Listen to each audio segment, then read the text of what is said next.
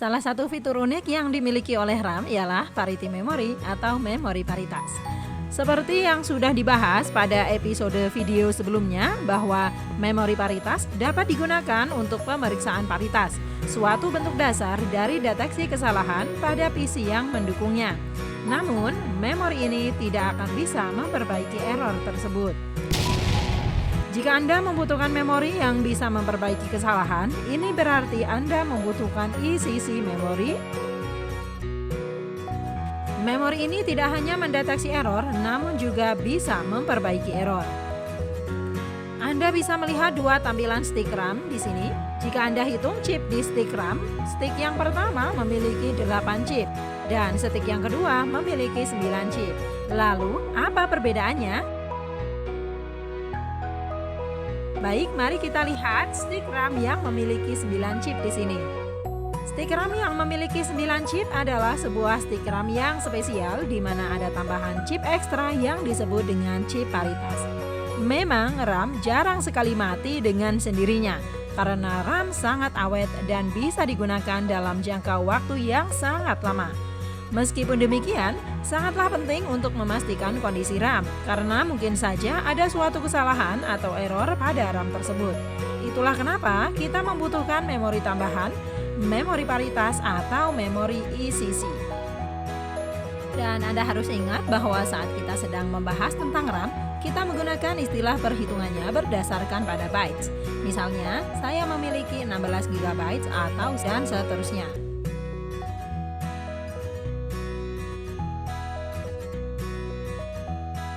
RAM tidak diukur berdasarkan pada bits.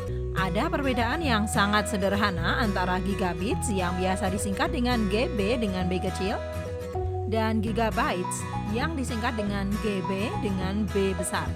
Kecepatan transfer gigabit dikenal dengan gigabit per second atau GBps.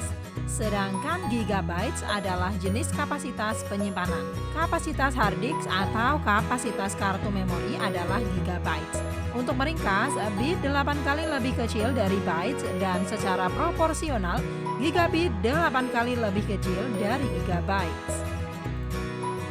Karena 8 bit sama dengan 1 byte, inilah kenapa kita sering melihat 8 chip kecil pada sebuah stick RAM.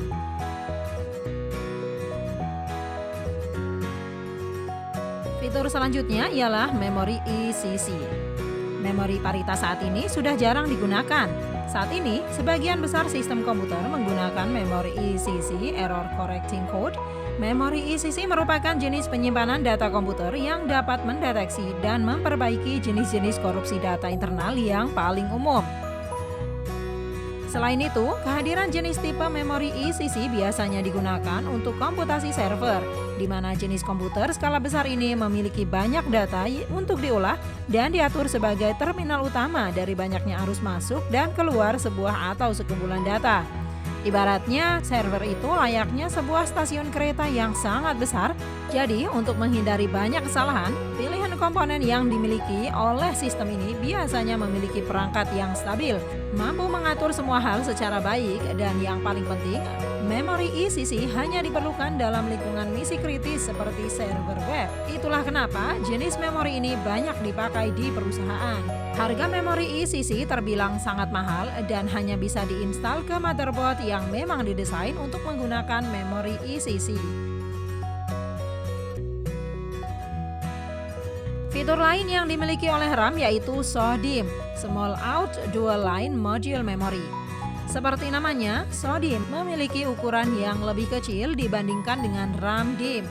RAM SODIMM biasa digunakan pada hardware yang memiliki ruang yang kecil seperti laptop, small footprint, ataupun router. Sedangkan DIMM biasanya digunakan pada komputer atau PC. Meskipun SODIMM memiliki ukuran setengah lebih kecil dari RAM pada umumnya, bukan berarti SODIMM memiliki jenis teknologi yang berbeda.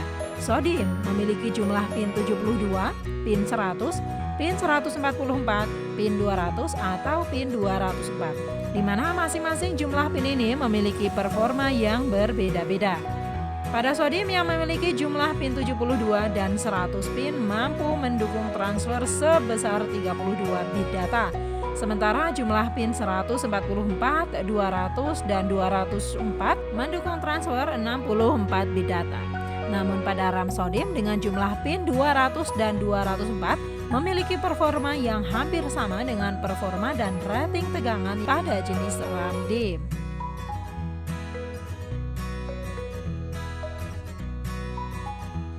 Fitur lainnya yang terdapat pada RAM ialah Serial Presence Detect atau SPD.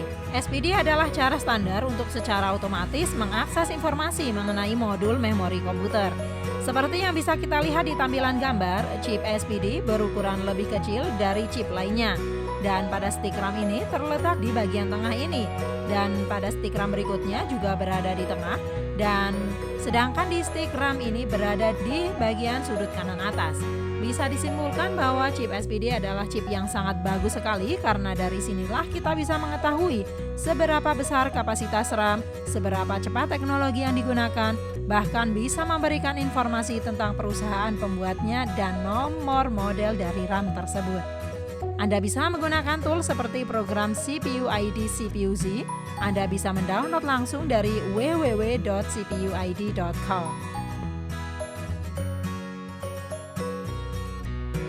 Ini adalah program CPU ID CPU-Z yang sudah terinstall dan sudah aktif dan program sudah dijalankan.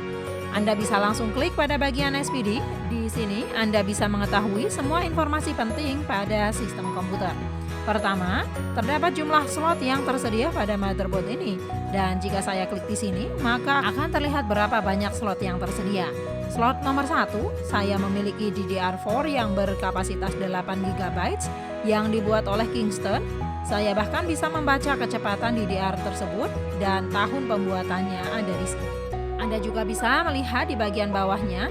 Anda harus berhati-hati karena Anda harus menghindari untuk mengubah apapun di bagian ini. Karena ini digunakan oleh overclock untuk mengoverclock RAM.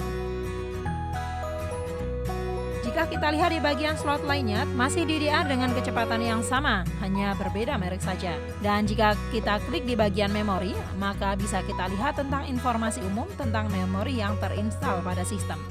Nampak di sini DDR4 dual channel dan bekerja pada 3200 MHz.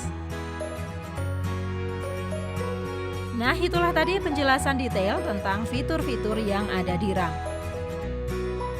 Di episode berikutnya, Anda akan mempelajari bagaimana cara membaca spek RAM. See you in the next video.